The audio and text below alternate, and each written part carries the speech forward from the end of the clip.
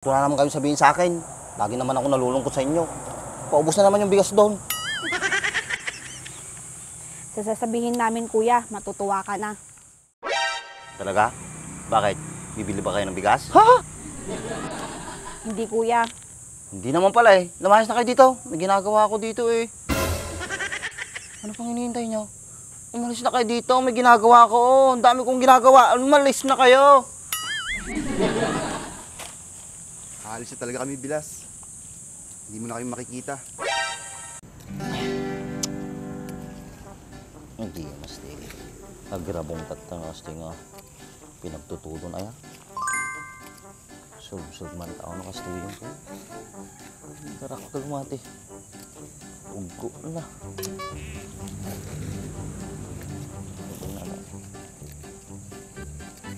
Mapinyang ka pa yun. Kinaadunan, napaw.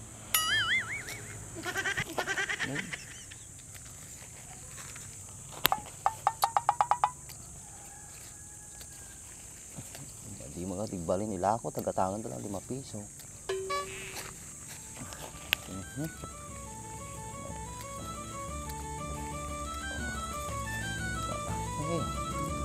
Mayat ang kapay nga hagarbis ng mas di makikita mo kayo.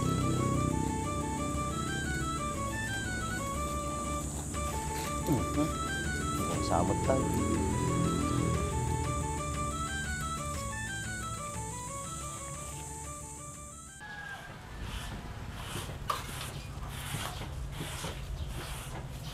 Ate, may sasabihin sana kami sa'yo. Bakit? Ano yun? Daddy, ikaw lang ang magsabi kay ate. Ate, nakahanap na kasi ako ng trabaho eh. Eh di mabuti kung ganun. Tamang-tama, malapit ng mga anak si Emma. Baka bukas na bukas din ate, aalis na kami. Napakabilis naman ata. Wala pa kayo isang buwan dito. Nakahanap na kasi siya ng bahay ate, malapit sa pagtatrabahuhan niya. Oo nga, ate. Tsaka nakakaya naman kay Bilas. Sigurado na ba kayo? Alam na ba ni Kuya yan? Hindi talaga babagay sa itsura ng motor mo, yung gulong mo. Pag yan ay marumi, maputla at naninilaw. Pero mabuti na lang at mayroong ganitong product na kayang ibalik ang dating itsura ng gulong. Ito ang GR4 Tire Black, ang sikreto sa makintab at protektadong gulong. Madali lang gamitin ito. Mag-apply lang ng kaunting tire black sa sponge. Ipahay dito sa maduming gulong at pagkatapos niyan ay makikita mo na kagad ang resulta. Malilinisan na ang maduming gulong ng motor mo. Kita mo naman yung pagkakaiba. Kanina ang dumi at sobrang putla. Pero ngayon, mukhang bago na. Kaya kung gusto mong magmukhang bago yung gulong mo, ilalagay ko na yung link dyan para mabili mo na. Tsaka nakakaya naman kay Bilas. Sigurado na ba kayo? Alam na ba ni Kuya yan? Hindi pa nga ate. Nasaan pala si kuya para naman masabi namin sa kanya? Andon, kumuha pala siya ng saluyot. Sige ate, pupuntahan muna namin si kuya para masabi namin na aalis na kami bukas. Sige.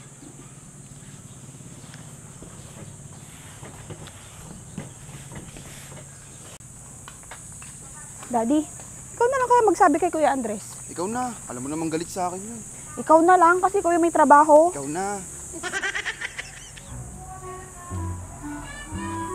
Kuya, Bakit? Daddy, sabi ko na sa'yo, ikaw na magsabi. Wala pa nga tayo sinasabi, galit na eh. Ano sasabihin nyo? Sabihin nyo na. May ginagawa ko eh. Huwag ka sana malulungkot, Bilas. Sasabihin namin. Kahit wala naman kayo sabihin sa akin. Lagi naman ako nalulungkot sa inyo. Paubos na naman yung bigas doon. Sasabihin namin, kuya, matutuwa ka na. Talaga? Bakit? Bibili ba kayo ng bigas? Ha?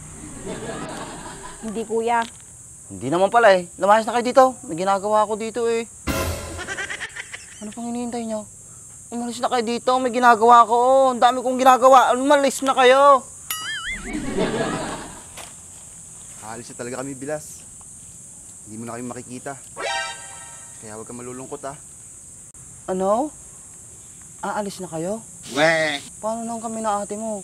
Kung aalis kayo, paano na yung mga bata? Walang magbabantay. Dito muna kayo. Di pa namumunga yung mga talong at pipino doon, no? Madami pang gulay na makukuha. Nakakaya naman, Bilas.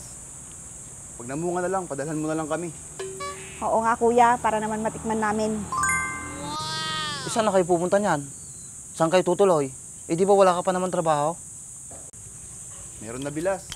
Nakahanap na ako ng trabaho. Eh di mabuti naman kung ganon. Oh, tingnan mo, malapit na mga anak yung misis mo. Para may magamit kayo. Nakakahiya na rin kasi bilas eh. Nagiging pabigat na kami sa inyo. Alam nyo, hindi naman kayo pabigat. Dapat masanay na kayo sa akin. Kasi ganito lang talaga ako. Mami, ano kaya kung dito muna tayo kahit isang buwan lang? Hindi naman pala tayo pabigat eh. Oo nga, Daddy. Tsaka hindi naman galit si Kuya Andres eh. Huwag na, tumuloy na lang kayo. Kung gusto nyo, miram muna kayo ng pera kay ate nyo. Para may pang-umpisa kayo. Joke lang yun, Bilas. Sinusubukan ka lang namin. O sige na, okay na. Mag-ingat na lang kayo sa pupuntahan nyo. Tsaka balitaan mo kami ha, pag nanganak ka si Emma ha.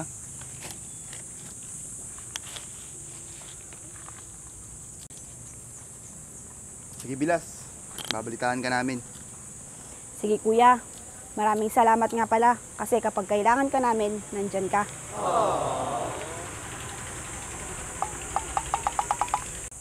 Kisi sa banan, nga ninda pinagbabawi.